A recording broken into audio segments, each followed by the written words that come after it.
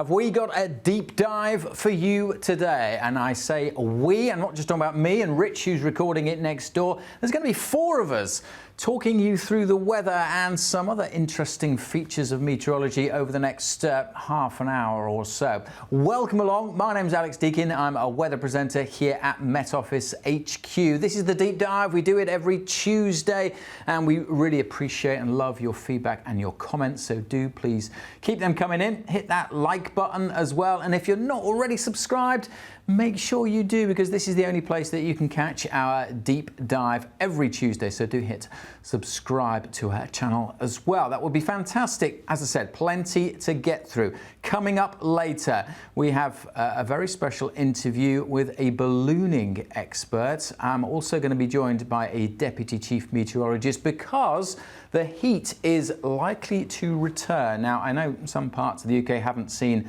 much heat at all so far through this summer, but some areas have, and it's going to be similar areas that potentially have some heat coming back for the early part of next week. So we'll be going in depth talking about that, and we'll also be looking at Storm Debby. What was Hurricane Debby is bringing devastating floods to parts of the United States, and what happens to Debby next? Could it influence our weather in some way? We'll be going into the detail of that as well. So as I said, plenty to talk about. Let's start off with the satellite image. Here's what's going on at the moment. You can see the swirl. That's an area of low pressure, and this is a line of cloud, a trailing weather front that's just trickling its way across East Anglia and the southeast of England at the time of recording. You can see that swirl up there. That's the low pressure system which is bringing us the wet weather. The jet stream is on here. These are the winds high up in the sky where the aeroplanes fly, but the jet's in a bit of a mishmash at the moment. There's no strong pink colours, the core of the jet. So the jet's not particularly strong. It's in a bit of a mishmash, but it's just helping to keep this low pressure anchored up to the northwest of the UK, and that's what the situation is really for the rest of this week. The closer you are to the low pressure, the more showers you are likely to see. So yes, there is some rain crossing the southeast on that weather front at the moment, but once that's out of the way, actually much of the south and east become dry, and you can see now, look at the rainfall projections. Actually, the rain's going to pep up tonight across western Scotland. Quite gusty conditions here as well. And if we just play through what's likely to happen tomorrow, it's a day of showers. Plenty of wet weather across Scotland. Some showers further south across Wales, northwest England and Northern Ireland. But the closer you are to that low, the more frequent the showers are going to be. So quite a wet day in western Scotland, whereas further south it's going to be dry. Another way to look at that is to put the totals on, the rainfall totals. Let's fast forward through today and look at the rainfall total for tomorrow. If we put the 12-hour totals on through tomorrow, you can see, and if we just tilt the map because we like the spikiness of it, you can see where the showers are coming in tomorrow. Those spikes showing where the showers are, and it's northwest Scotland, closest to the low pressure, where we'll see the most frequent showers coming and going throughout tomorrow, whereas much of eastern England and the south will actually probably stay dry tomorrow as a result. So it's a showery day tomorrow with the showers focused on the north and the west. Much of the south and the east will be dry and fresher as well. We saw earlier that weather front that's moving through. It's a cold front, so behind that we do actually have fresher air moving in. So the nights are going to be cooling off. It's going to be a good deal more comfortable as this cold front pushes its way through. But still, it'll be quite warm in the sunshine tomorrow across parts of the southeast. Temperatures could still get up to 23, 24 degrees across the southeast, whereas temperatures elsewhere will be high teens or low 20s. So turning cooler, that's today, isn't it? Let's look at tomorrow. Similar though, although not as warm because the cold front has gone through. So 22, 23, so pretty much close to average across England and Wales, a little below average, particularly when those showers come into the north and the west. So it's a showery day on Wednesday. And then what we're looking at is weather systems out in the Atlantic, steadily moving in. So that low kind of fizzles out, pushes up, but another one takes its place. But then further south, we've also got this complication of weather fronts trickling in for Thursday. So that's going to bring more cloud and rain generally in from the west.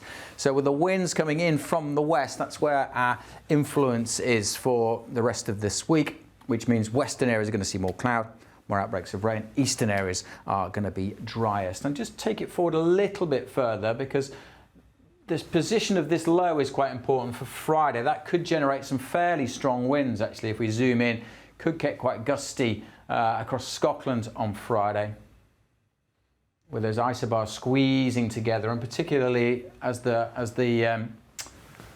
winds bounce over the mountains, could generate some lee gustiness. So we could see some quite strong gusts, particularly for the time of year, across parts of Scotland during Friday. In fact, for the next few days, there's plenty of isobars across the north, so always quite breezy across the north, but particularly on Friday, with the winds just orientated, going perpendicular across the mountain ranges, that could generate some fairly brisk bounciness, some lee gusts, which we've talked about those before. So yeah, that's the weather for the UK for the next couple of days. As I hinted at, there are some signs of heat returning into, well, the end of the weekend, early part of next week. We'll talk about more of that in a second, but first of all, let's go to the other side of the Atlantic, because these things are not completely unrelated. Take the winds off, and yeah, we're going to be talking about this is Storm Debby. It was a hurricane as it made landfall yesterday across the northern parts, the northwest of Florida. And now it's kind of just hanging around. It's drifting back out to sea, but it's moving very slowly. And if you put the jet stream on, you can see where the jet is at the moment, up there. There's a long separation between this low pressure, this storm, this tropical storm, and the jet stream. They're not really interacting at this stage, but they are going to get closer, and that's going to complicate things over the towards the end of this week for sure. But for the time being, there's nothing to really shift this storm, and it is dropping a lot of rainfall.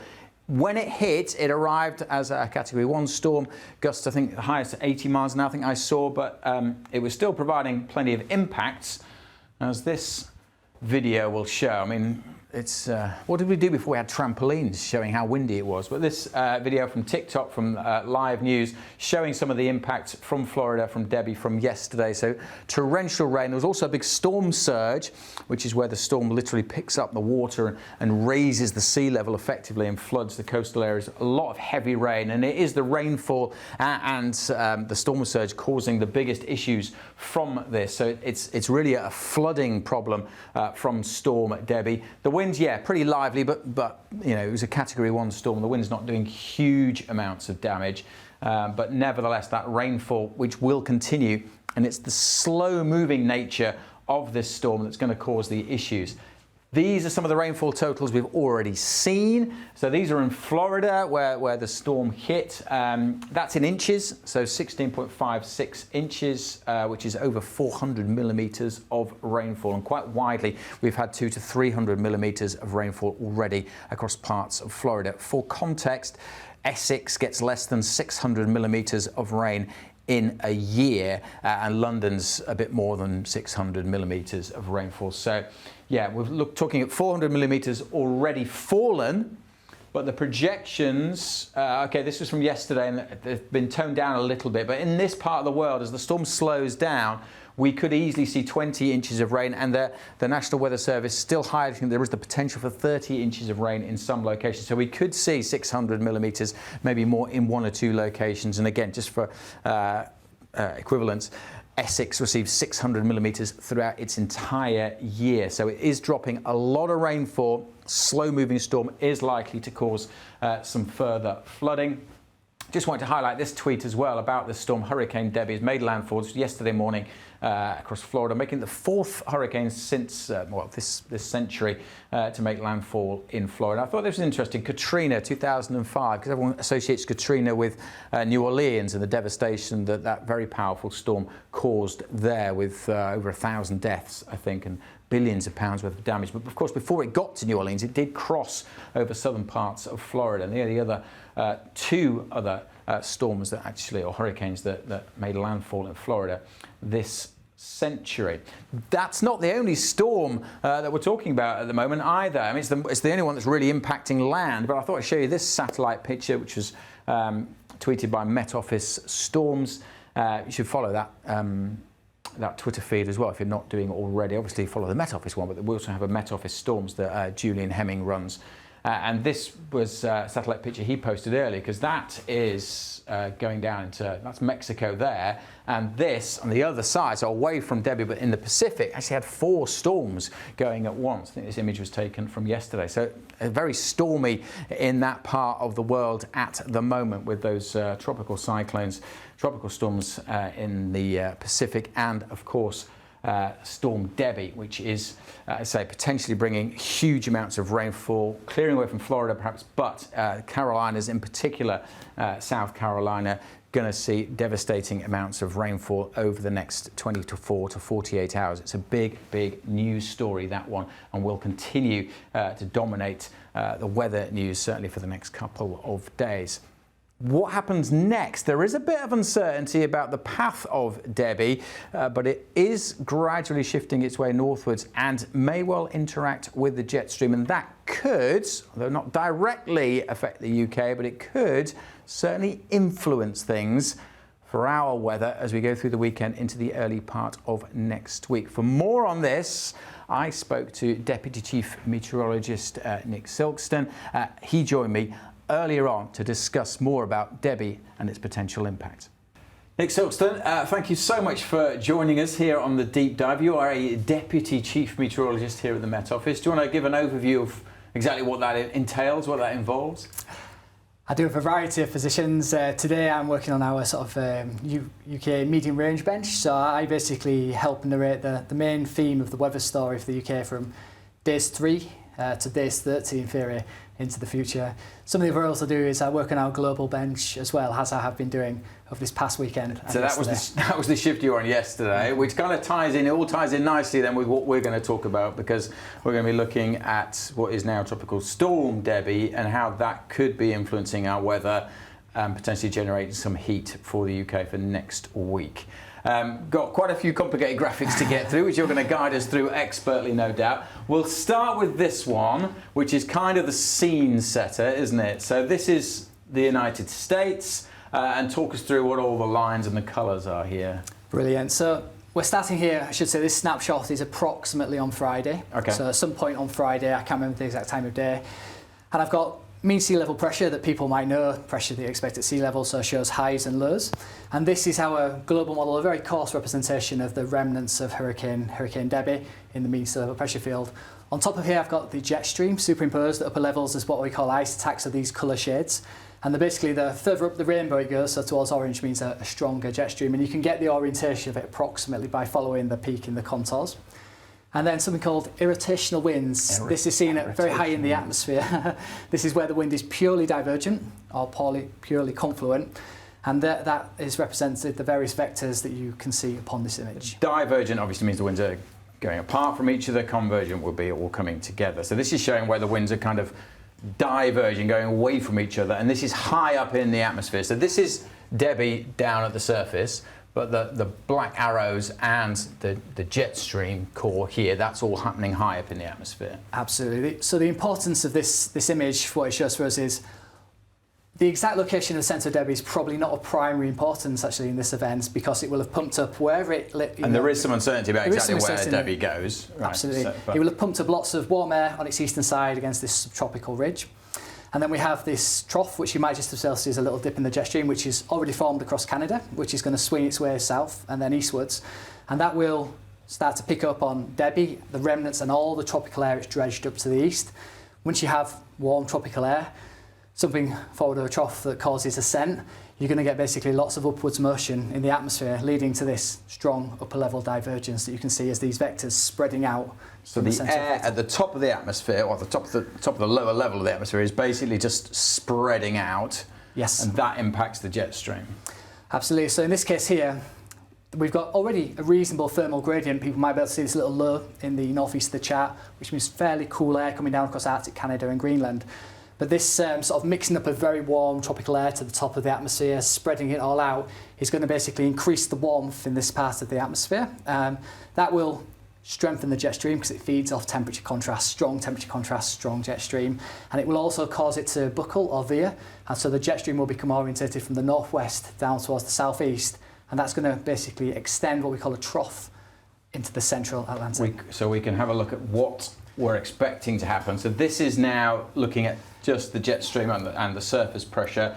By this stage, Debbie's kind of a diffuse mass and not as important anymore, but the key here is that change in the orientation of the jet stream. Exactly, that little bit of energy, the process is still going on at this stage, I should say. It's Sunday, this is midnight into Sunday. Midnight onto Sunday.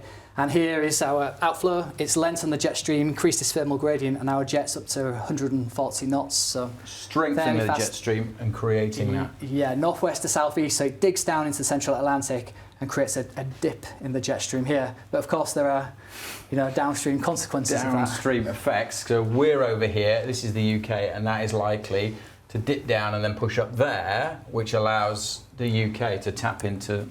That's it. As this happens in this location now, this builds what we call a ridge, forward of the feature. The ridge is going to cause descent or subsidence of the air mass down across to the south of the UK and induce a slight southwesterly flow. All this means that it's opening up a larger area for some fairly hot or even perhaps very hot conditions to develop across the southeastern part, at least the southeastern part of the UK, and the near continent late in the weekend into the early part of next week. It's a little bit like giving a flick to a rope and how that moves downstream, and the events that take place across the eastern seaboard of the United States over the next 2 or 3 days could bring us a shift. Absolutely. So these things, we actually, another complicated word, a raw-speed wave energy packet, but these can move around 30 degrees of longitude per day. So they can move very, very quickly through the pattern. So the influence here, this is only around about 75 west. That can reach the UK in less than 3 days. As you say, it's whipping a rope. The actual things of the rope don't have to move, but the wave can travel faster than the individual elements. Absolutely fascinating. Okay, so we could therefore tap into some heat potentially, and what's this showing here? So this is a projection. So this is for Canterbury, Kent, so very, very much the southeastern corner of the UK. And we're looking at this top one, which is an ensemble simulation, so multiple solutions. They have got what we call our perfect member, or are in slightly more bold colours. This is the high res and then the control member. And then there's the spread, so subtle differences in the starting conditions, subtle different random things that happen during the run, sort of allows them to sort of gain things through height. So this is running the model many, many times. We've talked about ensembles Yes. before, when it runs this ensemble picture of that. So you get all the different dotted lines are a different potential outcome, but they're all kind of showing the same thing in this. Here, and this is showing the temperature at 850 hectopascals, or roughly 1.5 kilometres up above the surface here for Canterbury and Kent. And you can see that there's this jump that happens once you start to go through Saturday onwards. Probably this time of year, average is probably around this sort of 12, 14 degrees mark for the southeast. But you can see suddenly we start to get these very warm temperatures. So these are the temperatures at 1.5 kilometres up. So there's 20 to 25 degrees on there. I'm not sure if you might not be able to pick that up. But 20, and that's 1.5 kilometres up. So that's midsummer, as a rule of thumb, if everything's perfect, so no cloud, dry ground, light winds inland from the coast, you can add approximately 15 degrees to this, and that will give you an approximate maximum temperature. So once we're starting to see 20 degrees, it's giving us the chance. I should say ECMWF is the keenest solution on this so far, but it's giving us the chance of reaching the mid-30s in parts of the southeast next week. Okay. Early next week. Early next week, long way off, just a possibility at this stage, and there's quite a few of them that are, a little bit lower than that, but it does show quite a strong signal that we're going to get some warmer air, at least across the southeast. I say many of the features driving this we've looked back on, and they all exist at the present time. There's nothing too small scale, nothing too super complicated that's going to happen.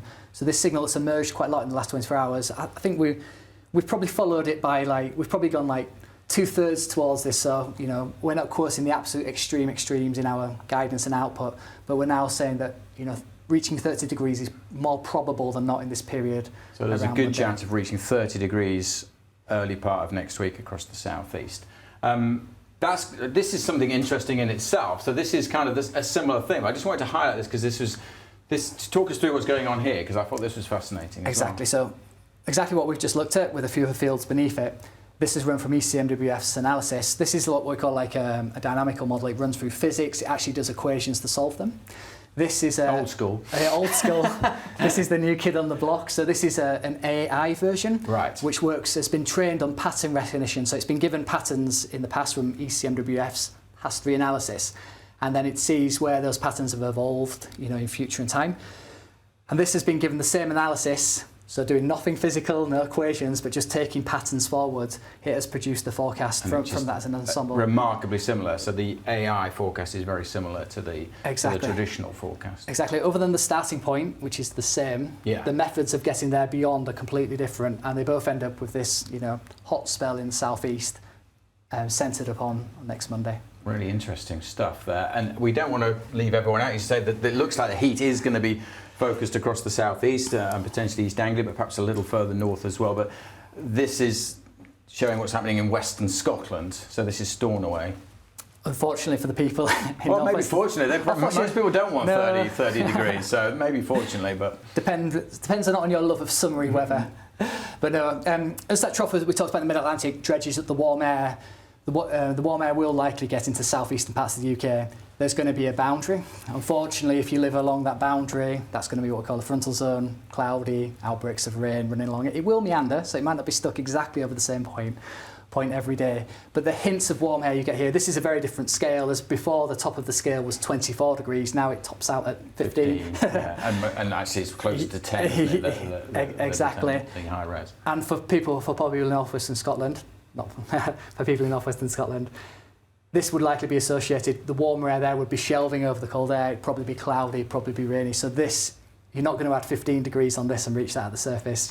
This is going to be a muted mid to high teens. So it's a strong signal that the southeast is going to see some heat early next week, but it's not going to be widely, well, it could be quite wide. The boundary is a big question mark, I guess, but it looks like the northwest of Scotland isn't likely to see that kind of heat. We're not sure how far northwest it's going to extend, but we're pretty confident. Stornoway is about as far northwest as you can get. Yeah, but it's not going to extend there. That's true. Okay, so that's good to show. And I'll go back to that. Where was it? Just to show that the AI model was also in pretty similar agreement there as well. So that's how things are progressing. Okay, so the potential for some heat, and there is a bit of uncertainty, isn't there? There always is. We talked about how Debby is going to impact things. That adds, if anything, a bit more uncertainty into the projections. But this is quite telling, isn't it? Yeah. If people model watch, they'll have seen that this signal has jumped a lot in the last 24 hours as various things have come together. But I say we can map every feature where it comes from. They all look fairly well modelled now. And everything, even the latest from our model, has gone in that direction, so we're fairly happy with it. This is ECMWF's ensemble. Again, we're looking up at 500 hectopascals here, so up about 6 kilometres above. And we're looking at this broad area of troughing, or this dip in the jet stream that's in the mid-Atlantic. And then this is the ridging you can see that's across ourselves. Here I'm looking at midnight on Monday. And the colours here show, normalise how spread it is. So is the consistency within the ensemble more? Or, is it more consistent, less spread than normal? There are good bits that are in green. Or is there more spread or less confidence than normal, the bits that are in purple? It's almost like a bit like confidence. We talked about confidence before as well. When there's more spread or more divergence, then you've got the purple, so it'll be less confident in what's going on here. But actually in this greener zone, you'd have more confidence in the forecast. Perfect. This is when the peak heat around Monday would get to ourselves. And you can see that through this ridge axis where this is placed, there's at or even in places slightly greater than normal confidence in this zone. So, a big part of the ensemble has almost moved as one, in small steps over 24 hours, but it's moved to quite a different solution from what we had 24 hours ago. But yeah, different modelling centres agree with each other that this is the most probable outcome. I say the actual deterministic ECMWF has gone even a little bit warmer. We've not quite gone that far yet. So it's putting all those things together, we're now confident. Reasonable. Whereas 24 hours ago, there was a lot of uncertainty, and Debby was playing into that as well, as you'd expect. But actually, it's quite remarkable how things have changed in 24 hours. It is. That subtle difference of this pattern just being that little bit more amplified rather than being more zonal makes a difference between unremarkable temperatures and the chance of getting towards the mid or beyond. Of course, at this time of year, extremes of temperatures are going to be particularly high as well, because of the time of year. You literally sent me this before we came into the studio. This is a really interesting thing. I know you love focusing on this kind of thing, particularly when we get hot weather. I think it's really interesting because when we get hot weather, maybe I'm guilty of it as well, but the media often focus on where's the hot air come from, and we always say, oh, it's come from the south, it come from Spain, North Africa, but this is showing that this air isn't coming from there. What are we looking at here? So there's been a series of really good papers in the last 10 years that have really, beyond all doubt, conclusively proved that for most heat waves in northwest Europe, where we're situated, the sort of source of the heat comes not from warm air being advected in from Africa, but actually being compressed and squashed down to the surface. You can imagine it's like almost like a bicycle pump. When you compress the air within it, it gets warmer. This air that's been sitting around high up in the atmosphere, these two lines equal the air that ends up at 500 metres above Sussex early on Monday and 1,500, and then taking their trajectories back in time 5 days to where they are at the start of Wednesday. Back in, so Monday, which is likely to see the peak of the heat across the southeast, where has that air come from? The air that is at 500 metres above the surface is in red, where it ends up at 5, and the blue one is at 1,500 metres. So you can see where the air has come from, and the red, so that's 5 days before, so that's the kind of, the air has come from just off the coast of Canada there. Yeah, I ran these even further back, and the air remains in the mid-latitudes coming across parts of Canada and the eastern US. But the important bit here is that you can see all these little stars correspond to 12-hour gaps along the line, as you can see at the bottom here. But this warmth is effectively coming from subsidence. So that air that starts off is being compressed. Imagine if you compress, get lower in the atmosphere, there's more air sat on top of you, so the molecules move closer together, they vibrate more, that's temperature. Yes. And this provides, this subsidence all happens across Biscay and France. You can see at least 2.5 or more kilometres of subsidence. And if that were to happen, a word that we another fancy word, adiabatically.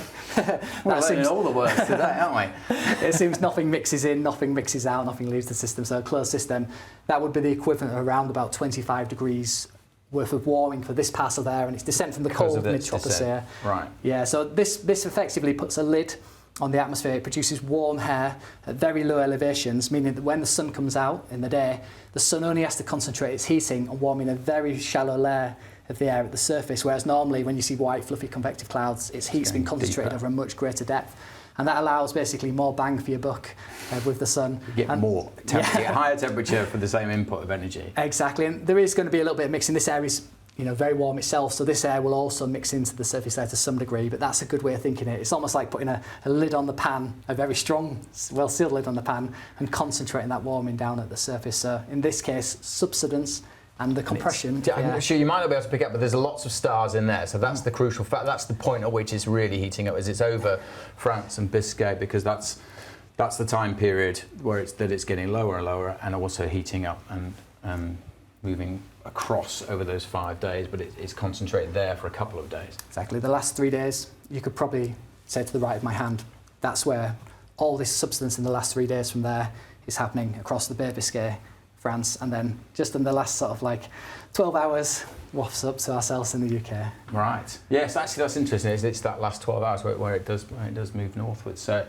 really fascinating stuff, how that heat is likely to build, and the air isn't coming from Spain or North Africa, it's coming from off the coast of Canada, which is slightly counterintuitive. And then I guess the next question is, how long is it going to last? And this chart would suggest perhaps not that long. So what are we looking at here? So by this point, I just have to check the date. I think we're through to next Wednesday, Tuesday night, Wednesday morning. Perfect, next Wednesday. So by this point, the dip in the jet stream that was originally in the mid-Atlantic is migrating its way eastwards, and you can see we're expecting some quite strong, what we call zonal flow. This is 100 plus knots on its southern side. This basically means that we're likely to displace the hot air eastwards. Coupled with this would be Atlantic frontal zones, rain, some relatively deep areas of low pressure possible in the middle part of next week. So that would be all shunted eastwards. Exactly how long it lasts, I think certainly Monday looks like the peak of the heat. It could last into Tuesday, but once you get to Wednesday and beyond midweek, the sign is that the heat will be very much displaced away to the southeast, and it'll become cool, unsettled, rain. Back to the summer that we've got used to. And just one final chart. That's this one. That's kind of showing the same thing, although. As we saw earlier, there's more purple on this, suggesting we're less confident in the position of it. But you'd expect that because it's further ahead in time as well. Yeah, they normalise it, so it shouldn't change you, Lisa. But you can see that even upstream where there's normal or even high confidence, this is what we call a very zonal pattern. These geopotential height lines are running east to west along the lines of latitude.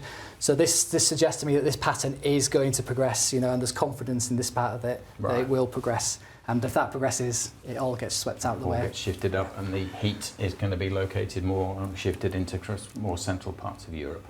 That's the more likely scenario. So a hot spell is quite likely.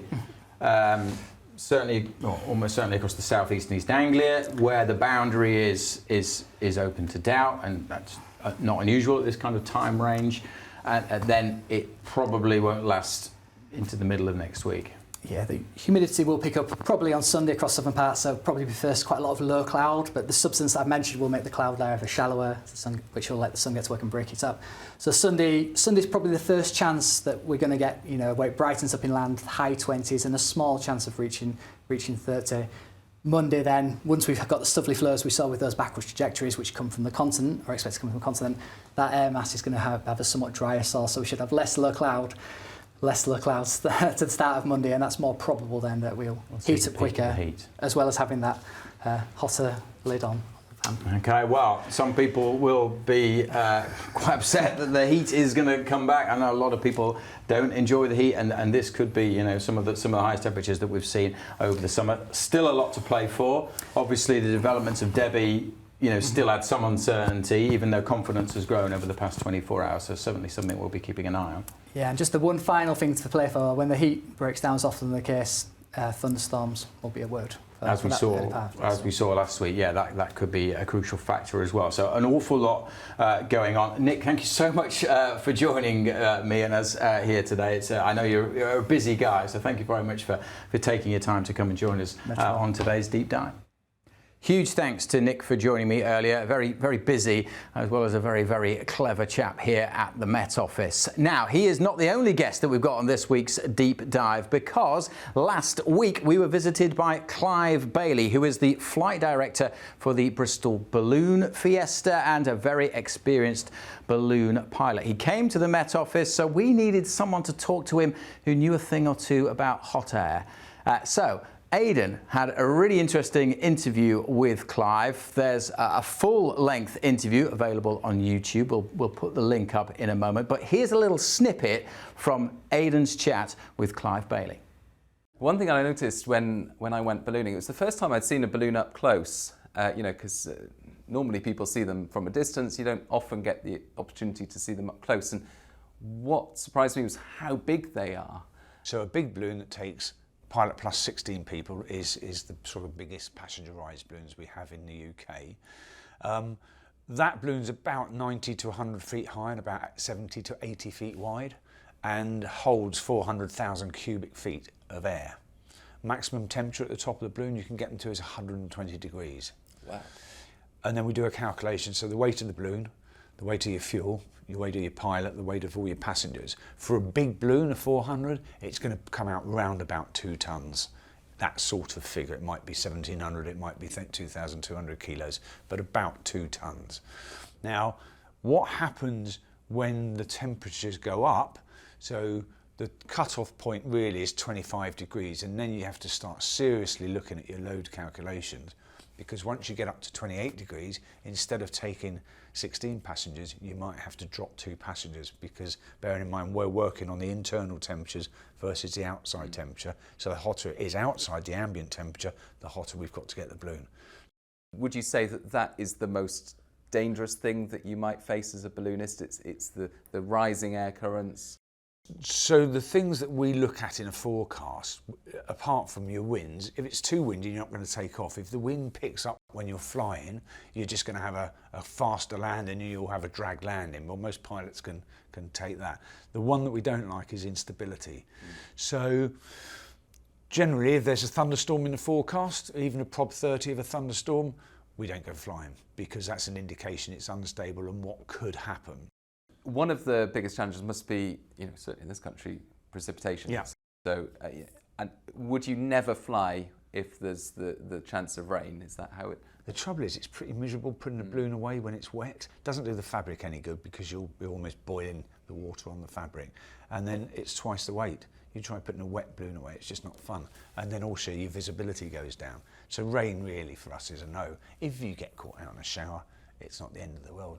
It's fine, but it's just not quite as pleasurable. I have been in a balloon in Wales and we got caught out, and we all had a hot shower in the balloon because the top of the balloons are flat and the water sits and sits and sits, and then the parachute valve, which is a big valve at the top of the balloon that you can let the air out with, just leaks and it's just tumbles inside, but it's warm, so it's quite pleasant. Put all your bags away, put your instruments away, because you know it's coming. We touched on the wind and how that varies with height, and you first of all, when you're taking off from the surface, you need the winds to be a certain strength, don't you? What's your kind of upper limit at the surface? Well, the legal certification for balloons is 15 knots on takeoff. Most balloons you won't get in the air at 15 knots because it'll be dragging the vehicle that you're tied down to and all the rest of it. So really, calm on the surface is absolutely ideal. Up to 5 knots is fine. 6 or 7 knots gusting 12 is very difficult, and you've got a bit of a handful. Would that, if you're going up and you've got such a pronounced wind shear, your balloon is tall, right? You said 100 feet or so. It literally starts to tilt. It starts to tilt, yeah. And balloon pilots don't like wind. You don't like wind in your face because you know you're entering something. And then generally you go up through that level of fast wind, go up above it, and it stops. And you get the opposite, knowing you've got to come back down through again. It, yes, Yeah. So it's not so bad if it's at 800 feet, but if it's at 200 feet above the surface, then you've just got to be a bit careful coming back down through it, because very often it's going to knock a lot of your hot air out of your envelope, so you're going to come down underneath. But you use the variation of the winds, as we've already touched on, to help steer a balloon on a route out. That's right. We've got from Ashton Court in Bristol, which is the sort of centre of ballooning in this area. We've got farms out between Bristol and Bath that we know are extremely friendly.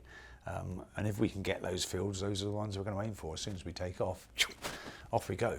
And we've got quite a few farms in Bristol that we've done that to over the years, and the farmer said, you know, can I have a break for a year, because you keep waking me up at 8 o'clock or 6 o'clock in the morning and I just want to have a break. So yeah, of course you can. That's no problem at all. Yeah, he's sick of getting champagne at 6 in the morning. Yeah. Or doesn't drink it. And there is loads more in the full interview with Clive, including a solar-powered balloon expedition, also his trip across the Atlantic in a balloon, and some interesting techniques for measuring the winds while you're in a balloon as well. You can watch the full video here. And also, last week, did you know it was our birthday? 170 years of the Met Office, and there's more about that in this video here. Thanks for watching this week's Deep Dive.